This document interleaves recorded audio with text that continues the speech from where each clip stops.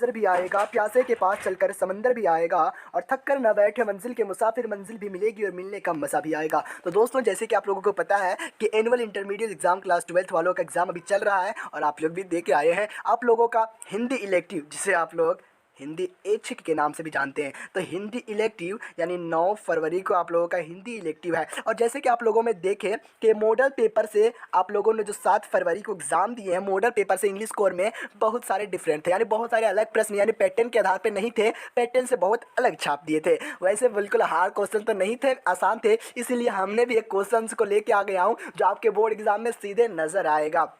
हमने नीचे लिखा है, पूरा राज खुल गया, सारे प्रश्न कहाँ से है। जी हाँ दोस्तों, आपने सही सुना, पूरा राज खुल गया, सारे प्रश्न कहाँ से छप गए हैं, छप गया प्रश्न, और ये हिंदी इलेक्टिव का होने वाला है, हिंदी इलेक्टिव का। तो अगर आप हमारे चैनल पर नए होंगे सब्सक्राइब कर लीजिएगा। तो चलिए शुरू करते हैं वीडियो को।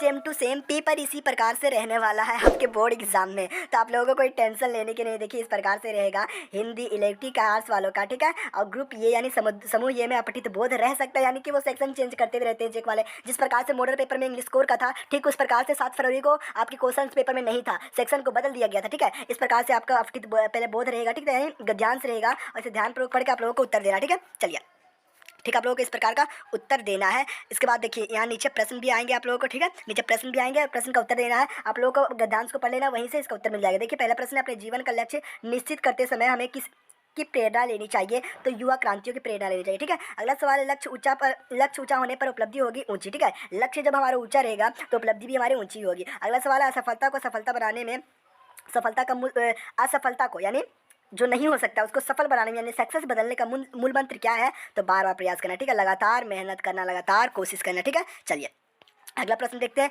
जीवन में आगे बढ़ने के लिए हमें क्या करना चाहिए। जीवन में हमें आगे बढ़ने के लिए क्या करना चाहिए, तो लक्ष्य निर्धारित करना चाहिए, ठीक है। अगला, उसके बाद आप लोगों को मिलेगा पद्यांश, ठीक है। पद्यांश को भी आप लोगों को ध्यानपूर्वक पढ़ना है, और इस पद्यांश को पूरा पढ़ने के बाद, इस पूरा पद्यांश को पढ़ने के बाद आपको सब का आंसर दे देना, ठीक है। इस पूरा पद्यांश को आप लोग पढ़ लीजिएगा, उसके बाद पद्यांश से कुछ आंसर रहेंगे नीचे।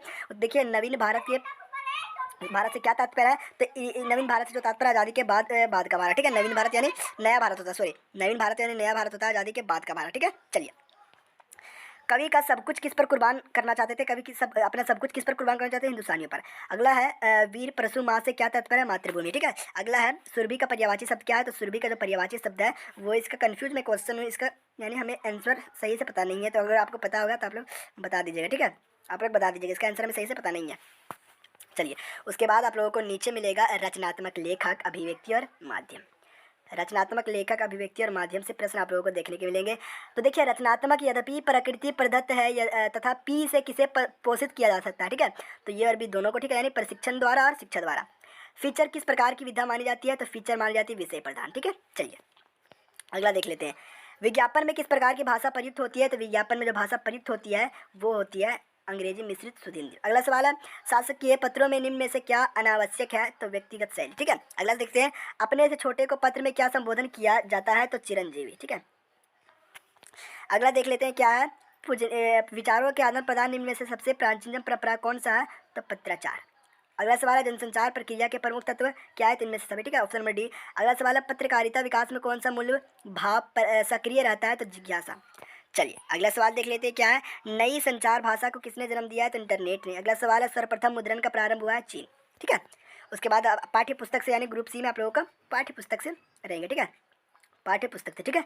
देखिए, लिखित पद्यांश को पाठ्य पुस्तक से पढ़ना है, ठीक है, इसको आप लोग पाठ्य पुस्तक के माध्यम से पढ़ लीजिएगा। उसके बाद आप लोगों को नीचे आंसर दे देना है, ठीक है।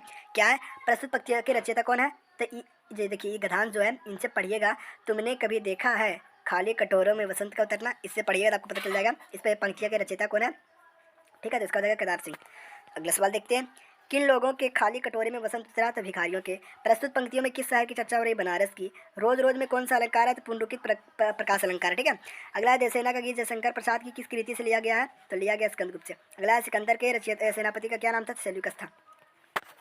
अगला देख लेते हैं, क्या है, गीत गाने तो मुझे कवि का क्या रोकने की बात कर रहा है, तो उमंग, ठीक है। अगला है, देश में आज़ादी के बाद किसकी कमी दिखाई गई, तो ईमानदारी की।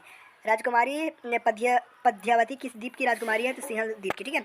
चलिए, उसके बाद आप लोगों का फिर से ध्यान से मिलेगा, प्रस्तुत पंक्ति के पाठ किससे ली गई, तो घड़ी के पूर्जे से, ठीक है। उसके बाद देखिए 29 है, बंद घड़ी के माध्यम से कवि किस प्रकार प्रहार है, तो इनमें से सभी। हमारे दुखों का कारण क्या है, इनमें से सभी, ठीक है। 30 प्रश्न आपके आएंगे, और सेम टू सेम ये प्रश्न आपके बोर्ड एग्जाम में नजर आएंगे, ठीक है। तो अगर आप हमारे चैनल पर नहीं हो, सब्सक्राइब कर लीजिएगा, क्योंकि प्रत्येक चैप्टर का इसी प्रकार से मैं तैयारी करा दूंगा, ठीक है।